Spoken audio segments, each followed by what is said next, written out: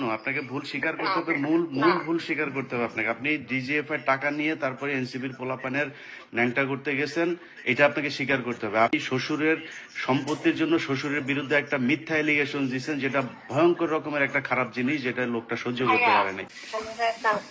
ওয়ালাইকুম আসসালাম। ভাইয়া আমার ভুল হয়ে গেছে, আই এম সরি, প্লিজ ভাইয়া এটা করেন না। কি সরি? কিসের সরি? আমি আমি ভুল করছি, আমি সরি, আমারটা ভুল হয়েছে। আপনি প্লিজ কোনটা ভাইয়া কোনটা ভুল? ভুলে করেন না, আমি বাঁচতে পারবো না। কোনটা ভুল করছেন? যেটার কারণে আপনি রাগ করছেন সেটা ভুল করছি। আমি কি জন্য রাগ করছি আপনি সেটা জানেন কেমনে? আপনি জানেন আমি কেন রাগ করছি?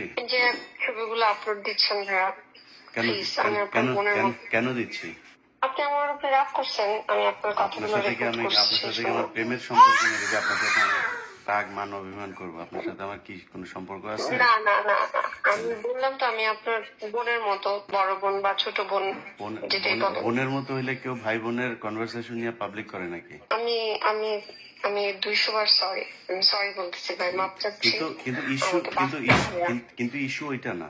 ইস্যু হচ্ছে যে আপনি যে গেম খেলতেছেন, আপনাকে সেইটার জন্য আপনাকে সবার সামনে সরি বলতে হবে যে আপনি আপনার শ্বশুর আপনাকে কখনোই যৌন হয়রানি করতে চান না। এটা আপনাকে স্বীকার করতে ভাইয়া হবে।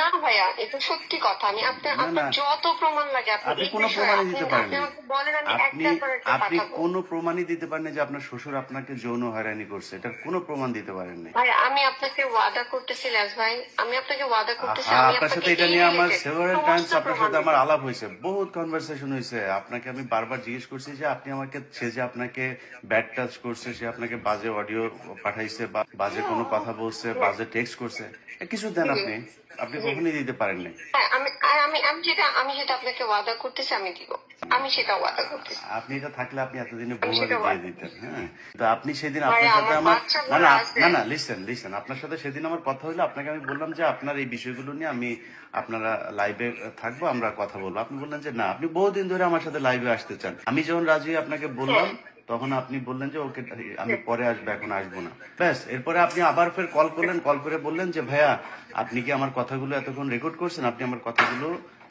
আপনি কোথাও পাবলিক করেন না। আমি দলীয় ভাবে আমরা দেখছি, এটা এনসিপি এটা দেখতেছে, এনসিপি এটা করবে।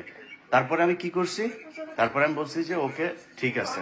আপনি 10 মিনিটের মাথায় এটা নিয়ে আপনি এই বিভিন্ন লোকজনকে যায় দিয়ে আসলেন, যারা কিনা এটা আমার ভুল হয়েছে। আমি মানুষের কথায় চলে আসছি, আমি আপনার কাছে হাত আপনি মানুষের কথায় চলেন না, আপনি ডিজিএফ এর কথায় চলেন। আপনি ডিজিএফ এর কথায় চলেন।